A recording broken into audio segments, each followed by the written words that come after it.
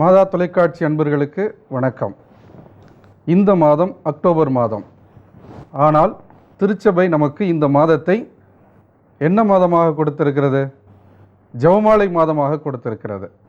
இந்த ஜெபமாலையை குறித்த விளக்கங்களையும் தெளிவுகளையும் கொடுப்பதற்காக ஏற்கனவே இந்த ஜெபமாலையை குறித்து பல்வேறு கருத்துக்களை பல்வகையில் எழுதி கொண்டிருக்கிற நமது தந்தை, தஞ்சை மறைமாவட்டத்தை சார்ந்தவர் அருட்தந்தை பன்னீர்செல்வம், அங்குள்ள இளம் குறுமடத்தின் அதிபராக இருந்து செயல்பட்டு கொண்டிருக்கிற தந்தை அவர்கள் அரங்கத்திற்கு வந்திருக்கிறார்கள். ஃபாதர் வணக்கம். ஃபாதர் வணக்கம். மாதா தொலைக்காட்சி அன்பர்கள் சார்பாக உங்களை இந்த அரங்கத்திற்கு வரவேற்கிறோம்.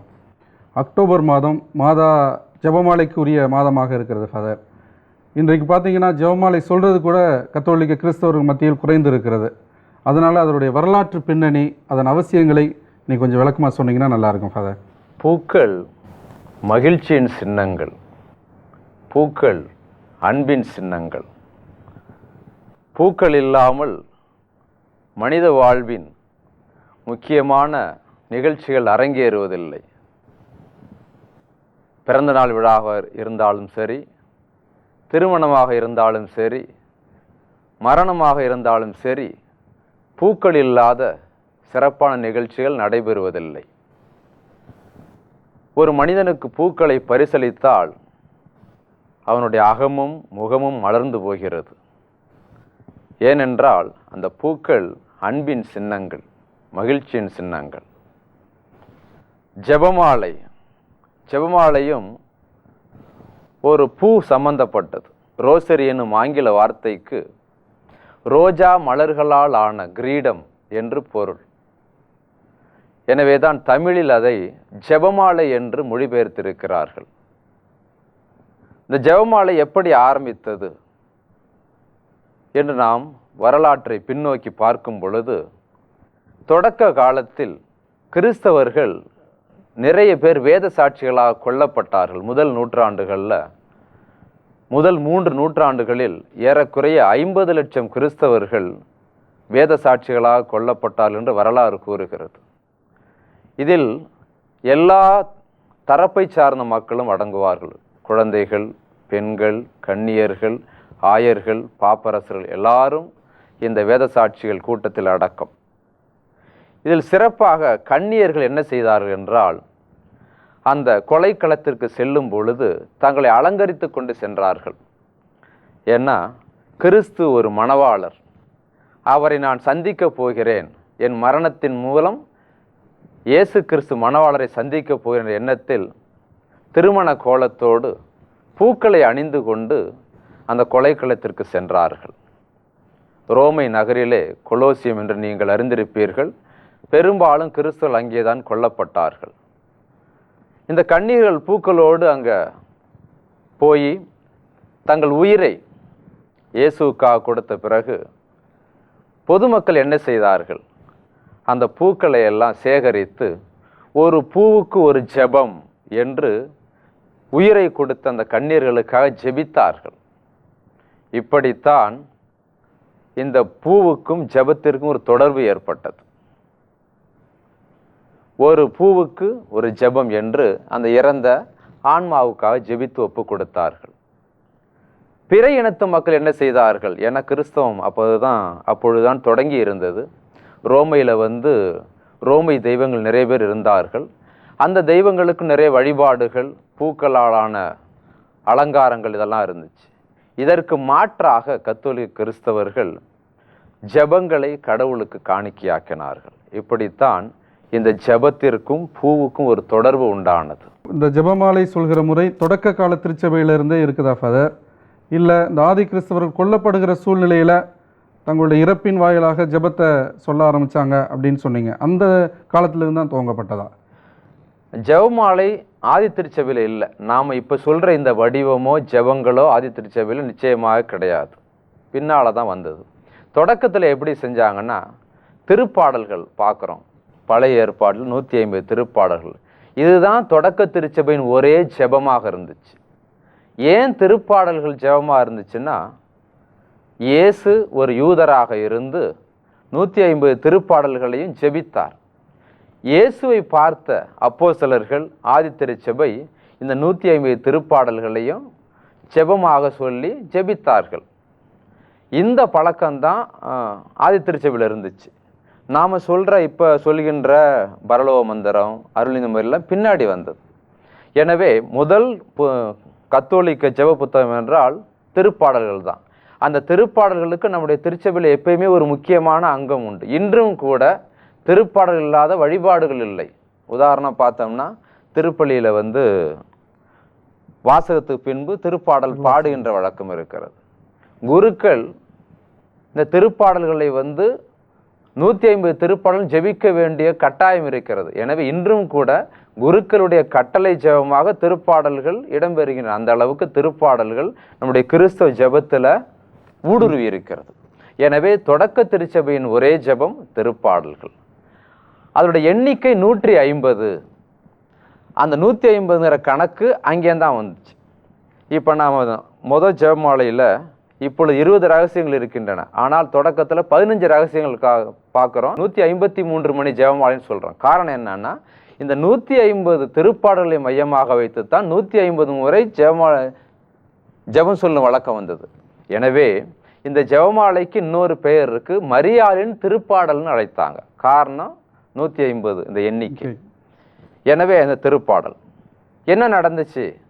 தொடக்கத்தில் துறவிகள் இந்த 150 திருப்பாடலையும் யாருக்கு சொல்லி ஒப்பு கொடுத்தாங்கன்னா, ஒரு துறவர மடங்களில் யாராவது ஒரு துறவி இறந்து போனார் என்றால் 150 திருப்பாடலையும் ஆன்மாவுக்காக சொல்லி ஒப்பு கொடுத்தார்கள். இந்த பழக்கம் காலப்போக்கில் பொதுமக்களிடையே பரவுனுச்சு. இது எந்த நூற்றாண்டில்? ஏறக்குறைய 10ஆம் நூற்றாண்டில் வரும். இந்த ஆன்மாக்களுக்கு ஜெபிக்கும் பழக்கம், திருப்பாடலை ஒப்பு கொடுக்கும் பழக்கம் 10ஆம் நூற்றாண்டில் தான் ஆரம்பிச்சிச்சு. காலப்போக்கில் கல்வி அறிவில்லாத துறவிகள் மடத்திற்குள் புகுந்தார்கள். அவங்களுக்கு விவிலியத்தை வாசிக்க தெரியாது. எனவே என்ன செய்வது? ஒரு மாற்றாக இந்த 150 திருப்பாடல்களுக்கு பதிலாக 150 கர்த்தர் கற்பித்த ஜெபத்தை சொல்ல ஆரம்பித்தார்கள்.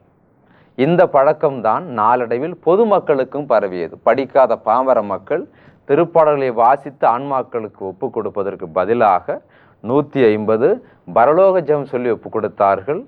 அதை அடியொற்றித்தான் 150 முறை அருள் நிறை மரிய ஜெபமும் சொல்லி ஒப்பு கொடுக்க ஆரம்பித்தாங்க. இந்த பழக்கம் திடீர்னு மக்கள் மத்தியில் வந்ததா, இல்லை யாராவது ஒரு குறிப்பிட்ட நபர் இதை உருவாக்குனாங்களா ஃபாதர்? நம்ம ஜெபமாலை என்பது ஒரு பக்தி முயற்சி. அதனால் அது எங்கே ஆரம்பித்தது அப்படின்னு நம்ம பின் பாயிண்ட் பண்ணி கரெக்டாக சொல்ல முடியாது. அது ஒரு பாப்புலர் டிவோஷன். அதனால் நாம் இந்த காலகட்டத்தை வச்சுக்கிட்டு 2000 ஆண்டுகளை பின்னோக்கி பார்க்க முடியாது. அது திருச்சபையில் ஆங்காங்கே இயற்கையாக எழுகின்ற பக்தி உணர்வு நம்ம பார்க்குறோம் இல்லையா? இப்போ வேளாங்கண்ணி பாத யாத்திரை இதெல்லாம் ஆட்டோமேட்டிக்காக மக்கள்கிட்ட எழுகின்ற பக்தி உணர்வு தான் பாப்புலர் டிவோஷன். இயற்கையாக எழுகின்ற ஒரு பக்தி உணர்வு.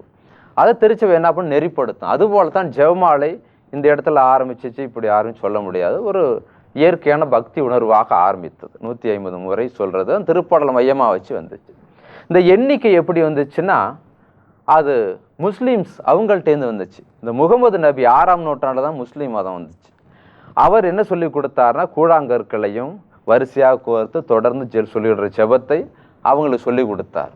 அந்த பழக்கம் அப்படித்தான் எண்ணிக்கை வச்சு இருந்துச்சு. தொடக்க ஜெபமாலை பார்த்தீங்கன்னா ஒரே கயிறு போல இருக்கும். ஒரு கூழாங்கற்களையோ ஒரு தானிய மணிகளையோ வரிசையாக கோர்த்து ஒன்றாக சொல்லும் பழக்கம் இருந்துச்சு. ஒரு சில துறவிகள் என்ன செய்தார் என்றால், கூழாங்கற்களை குவிச்சு வச்சுட்டு ஒன்றா எடுத்து பக்கத்தில் வச்சு எண்ணிக்கை சொல்லிக்கிட்டு இருந்தாங்க. ஜபத்துக்கு எண்ணிக்கைக்காக 300 500 எடுத்து வச்சுக்கிட்டு ஒவ்வொரு கூழாங்கல்லாம் எடுத்து வச்சு சொல்லி கொண்டிருந்தார்கள். இப்படித்தான் எண்ணிக்கை ஆரம்பத்தில் இருந்துச்சு. துறவிகள் தங்களுடைய ஜபத்திற்காக கூழாங்கற்களை பயன்படுத்தின முறையில்தான் இந்த எண்ணிக்கை வந்தது அப்படின்னு அழகா சொன்னீங்க ஃபாதர். அதே போல் அவங்க தான் திருப்பாடல்களை சொல்லிக்கிட்டு இருந்தாங்க. அதுக்கப்புறம் கர்த்தர் கற்பித்த ஜபத்தை 150 முறை சொன்னாங்க அப்படின்னு சொன்னீங்க. ஆனால் இப்போ நம்ம மங்கள வார்த்தை ஜபம் சொல்கிறோம் ஃபாதர். இந்த மங்கள வார்த்தை ஜபம் சொல்லுகிற முறை எப்படி வந்தது ஃபாதர்? இந்த மங்கள வார்த்தை ஜபம் மரியாளுக்கு விவிலியத்தில் நாம் காணும் 2 வாழ்த்தொழிகளின் கூட்டணின்னு சொல்லலாம். முதல் வாழ்த்து லூக்கா நற்செய்தி 1 அதிகாரம் 28ஆம் வசனத்தில் வானதூதர் மரியாளுக்கு சொன்ன வாழ்த்து, அருள் நிறைந்தவரே வாழ்க அப்படின்னு. 2வது வாழ்த்து கன்னிமரியாளுக்கு எலிசபெத் அம்மாள் சொன்ன வாழ்த்து. அது லூக்கா நற்செய்தி 1 அதிகாரம் 42ஆம் வசனத்தில் பார்க்குறோம். இந்த 2 வசனங்களையும் ஒன்று சேர்த்தா தான் அருள் நிறைந்த மரியே ஜெபத்தோட முதல் பகுதி வருகிறது. யார் இதை முதலில் செய்தது அப்படின்னு பார்த்தோம்னா, 2ஆம் நூற்றாண்டை சார்ந்த புரோட்டோ காஸ்பல் ஆஃப் ஜேம்ஸ் அப்படிங்கிற ஒரு திருமறை புறநூலில் தான் முத இந்த 2 வாழ்த்துகளிலும் சேர்த்து ஒரே ஜெபமாக நாம் பார்க்கிறோம். அதுக்கு முன்னாடி இல்லை. அது இந்த திருமறை நூல், இந்த புரோட்டோ காஸ்பல் ஆஃப் ஜேம்ஸ் அப்படின்றது அது அப்படின்னா என்ன ஃபாதர்? திருமறை புறநூல் அப்படின்னா ஆங்கிலத்தில் அப்பாக்ரிஃபா அப்படின்னு சொல்லுவாங்க. அப்பாக்ரிஃபாங்கிற வார்த்தை உண்மையிலே கிரேக்க மொழி சொல். நான் கெனானிக்கல் புக்ஸ்ன்னு சொல்லுவோம். இப்போ விவிலியத்தை எடுத்துக்கொண்டோம் என்றால் புதிய ஏற்பாடு 27 நூல்கள் இருந்துச்சு இல்லையா? அதை எப்படி தொகுத்தாங்கன்னா, ஆதித்திருச்சல் நிறைய புத்தகங்கள் எழுதினாங்க. இயேசுவோட வாழ்க்கையை பற்றி 4 நற்செய்தியாளர்கள் மட்டும் கிடையாது, இன்னும் நிறைய பேர் எழுதினாங்க. அதான் ஒரு பெரிய ஹீப், ஒரு பேர் நிறையா இருந்துச்சு.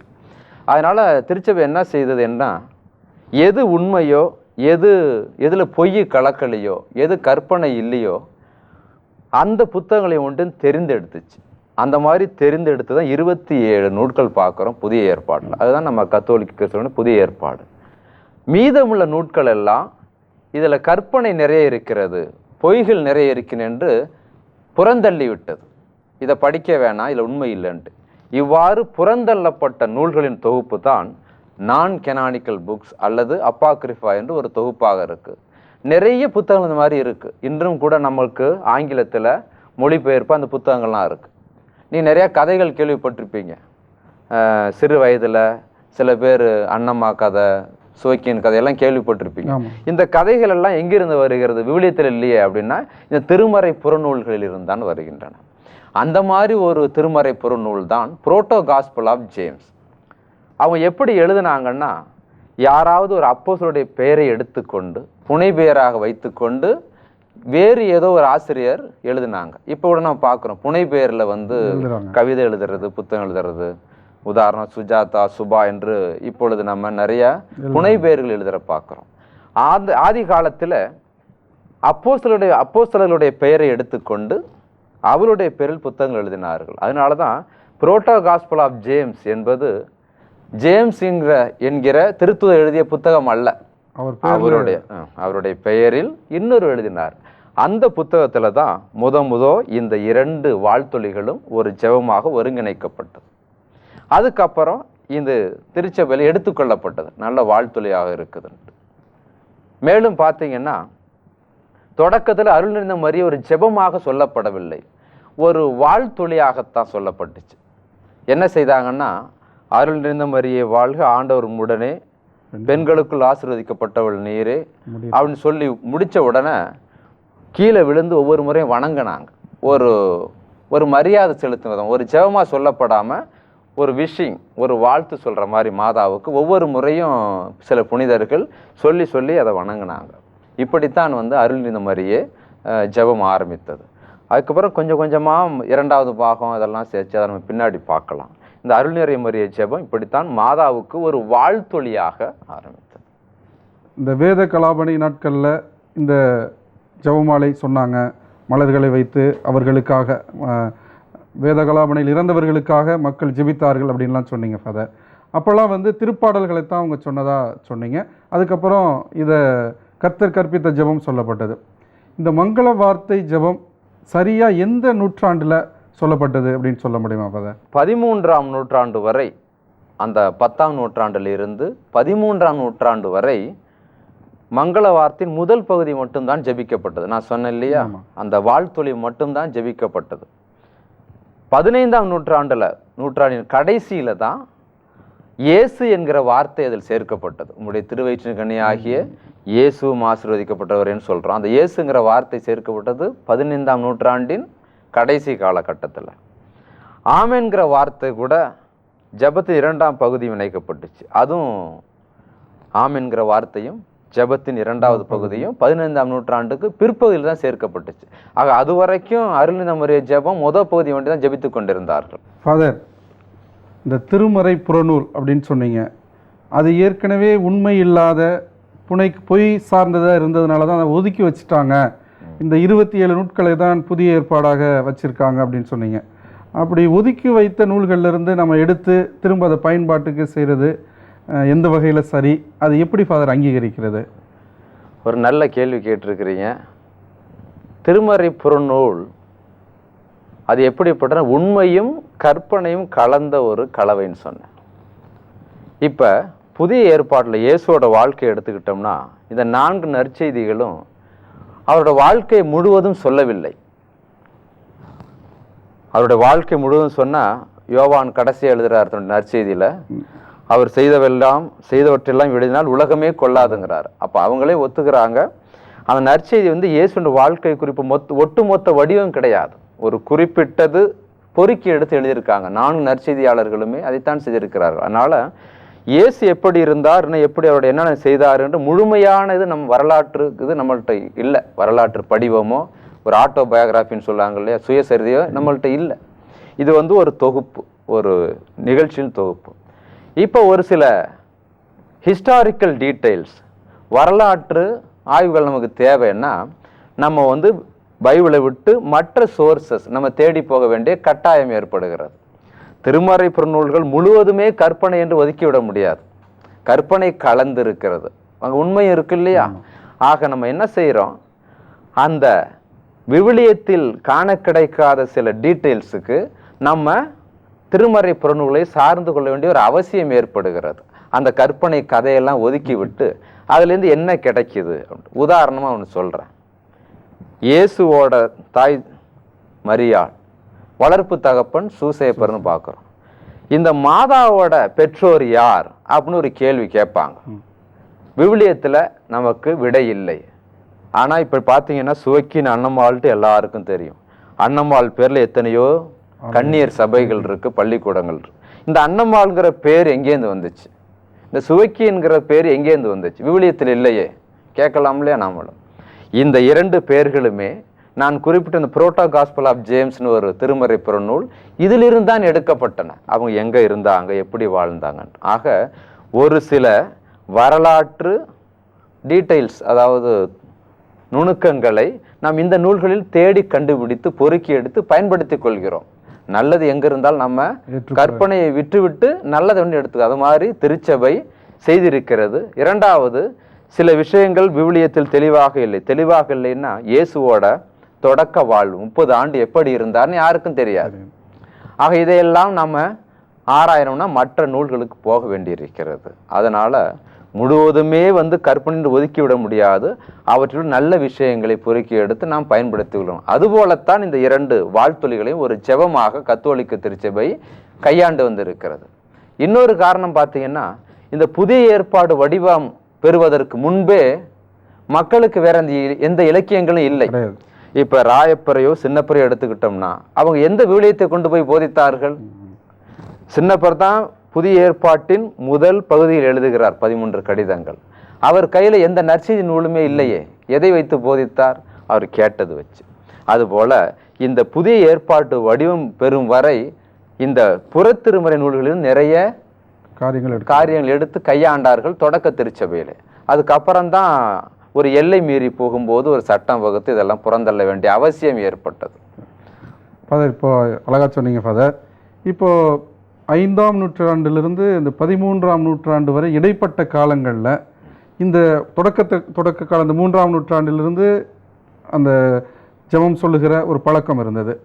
இந்த 6ஆம் நூற்றாண்டிலிருந்து 13ஆம் இடைப்பட்ட பகுதியில் திருச்சபை ஏடுகள் அல்லது திருச்சபையில் இதை எப்படி அங்கீகரித்திருக்காங்க அப்படின்னு சொல்ல முடியுமா ஃபாதர்? ஒரே ஒரு ஆவணத்தில் நாம் இதை பார்க்கிறோம். 6ஆம் நூற்றாண்டில் இயற்றப்பட்ட திருப்பலி புத்தகம், இந்த மிஸ்ஸால்னு பூச புத்தகம் வச்சுருக்கோம் இல்லையா, 6ஆம் நூற்றாண்டில் இயற்றப்பட்ட திருப்பலி புத்தகத்தில் ஒவ்வொரு நாளும் பார்த்தீங்கன்னா ஜெபம் இருக்கும். ஒரு ஞாயிற்றுக்கிழமைக்கும் ஒரு பக்கம் இருக்கும், புனிதர்களுக்கு ஜெபம் இருக்கும். இந்த ஜெபத்தில் திருவருகை காலத்தில் 4ஆம் ஞாயிற்றுக்கிழமையில் காணிக்கை ஜெபத்தில் இந்த அருள் நிறைந்த மரியே வாழ்க இந்த ஜெபம் முதல் அதிகாரப்பூர்வமாக சேர்க்கப்பட்டிருக்கிறது. அதன் ஆரம்பம். அதுக்கப்புறம் தான் இந்த ஜெபமானது பிரபலமானது. தொடக்க காலத்தில் கர்த்தர் கற்பித்த ஜெபம் போல அருள் நிறைந்த மரியே ஜெபம் பிரபலமாக இல்லை. கர்த்தர் கற்பித்த ஜெபத்துக்கு ஒரு சிறப்பான இடம் கத்தோலிக்க திருச்சபையில் இன்றும் உண்டு. அதனால அதுக்கு அப்புறம்தான் இந்த 6ஆம் நூற்றாண்டுக்கு பிறகு அதிகாரப்பூர்வம் ஏற்றுக்கொள்ளப்பட்ட பின்புதான் அந்த ஜெபம் மக்களுக்கு பெரிதாக போய் சேர்ந்தது என்று சொல்லலாம். ஃபாதர், நீங்கள் சொன்னீங்க தொடக்க காலத்தில் மக்கள் தான் இந்த பக்தி முயற்சியை வளர்த்தெடுத்தாங்க. அதாவது துறவிகள் ஆரம்ப காலத்தில் செய்த ஜெபங்களை இவங்க வளர்த்தெடுத்தாங்க அப்படின்னு சொன்னீங்க. இன்றைய காலகட்டத்திலையும் பார்த்தீங்கன்னா பல்வேறு பக்தி முயற்சிகள் மக்கள் செய்துக்கிட்டு இருக்காங்க. சிறப்பாக பாத யாத்திரை போகிறது, பல்வேறு ஜெபங்கள் கூட பக்தி முயற்சிகளாக மக்கள் ஜெபமாலைகள் கூட செய்துக்கிட்டு இருக்காங்க. இதெல்லாம் திருச்சபை எப்படி ஒருங்கிணைத்து அங்கீகரிக்குது, அல்லது இதே போல தான் அன்றைக்கும் ஏற்றுக்கொண்டதா? எப்படி ஃபாதர், அதை பற்றி கொஞ்சம் விளக்கங்கள் கொடுங்களேன். இது ஒரு அருமையான கேள்வி. மக்களின் பக்தி முயற்சிகள், வேளாங்கண்ணி பார்த்தீங்கன்னா பாத யாத்திரை வருவாங்க, ஜெபமாலை சொல்கிறாங்க. அவங்க உணர்வு எப்படியெல்லாம் இருக்குதோ அந்த பக்தியை வெளிப்படுத்துகிறாங்க. திருச்சபை இதை எந்த கண்ணோட்டத்தில் பார்க்குது மக்களின் பக்தி முயற்சிகள்? ஒரு பாயிண்ட், முதல்ல எல்லாரும் பரிசுத்த ஆவியால் அபிஷேகம் பண்ணப்பட்டவர்கள்.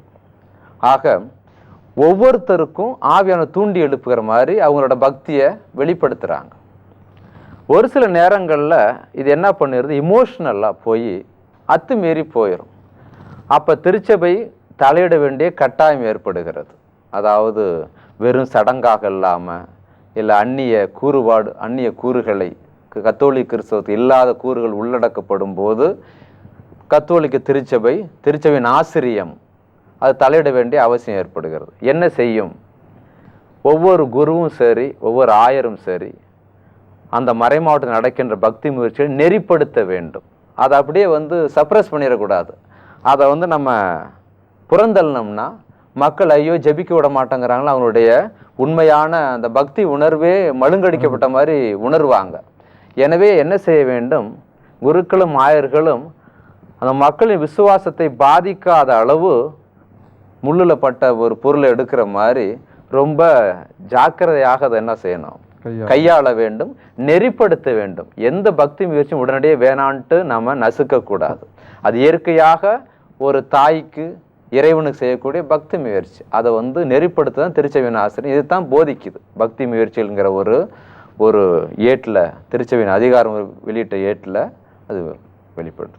அதுபோலத்தான் இந்த ஜெபமாலையும் சரி, முதல்ல ஒரு ஜெபமாலை இப்படி ஆரம்பித்து இப்போ இன்று பல்வேறு ஜெபமாலைகளை பார்க்கிறோம். இந்த ஜெபமாலை தொடக்கத்தில் துறவியர்களால் தொடங்கப்பட்டு மக்களிடையே பரவி இப்போ எல்லாருக்கும் ஒரு ஜனரஞ்சகமான ஜெபமாக மாறிவிட்டது. யார் வேணாலும் எந்த சூழ்நிலையும் ஜெபிக்கிற ஒரே ஜெபம்னா அந்த ஜெபமாலை எளிய ஜெபம், பாமரங்களின் ஜெபமாக உருமாறி போயிருக்கிறது. அன்பர்களே, அக்டோபர் மாதத்தில் ஜெபமாலை குறித்து, அதன் வரலாற்று பின்னணியை குறித்து தந்தை அழகான ஒரு விளக்கங்களை கொடுத்திருக்கிறார்கள். அதை பார்த்திருப்பீர்கள் என்று நம்புகிறேன். அதில் சிறப்பாக எப்படி இந்த ஜெபமாலை உருவானது, எதற்கு அது ஜெபமாலை என்று பெயர் வந்தது, ரோஜா மலர்களால் திருச்சபைக்காக வித்திட்டவர்கள், திருச்சபை உருவாக்கியவர்கள், இறந்து போனவர்களுக்காக ஜெபிக்க தொடங்கிய அந்த ஜெபங்கள் அவர்கள் அணிந்திருந்த ரோஜாக்களை கொண்டே துவங்கியது என்றும், அதன் எண்ணிக்கை 150 என்பது திருப்பாடலின் அடிப்படையில் எண்ணிக்கையாக வந்தது என்றும், அதை துறவிகள் கூழாங்கற்கள் அல்லது தானியங்களை கொண்டு ஜெபித்தார்கள் என்றதை பற்றியும், இது எப்படி திருச்சபை அங்கீகரித்தது என்பதை அந்த திருச்சபை ஏடுகள் சிறப்பாக திருச்சபை அங்கீகரித்திருக்கிற திருப்பலி நூலிலும் இந்த மங்கள வார்த்தை ஜெபம் துவங்கப்பட்டது என்பதை பற்றியும், மேலும் இந்த ஜெபமாலை குறித்து பல்வேறு விளக்கங்களை வருகிற வாரங்களிலே நாம் தெளிவுபடுத்திக் கொள்ள இருக்கிறோம். நன்றி. மரியே வாழ்க.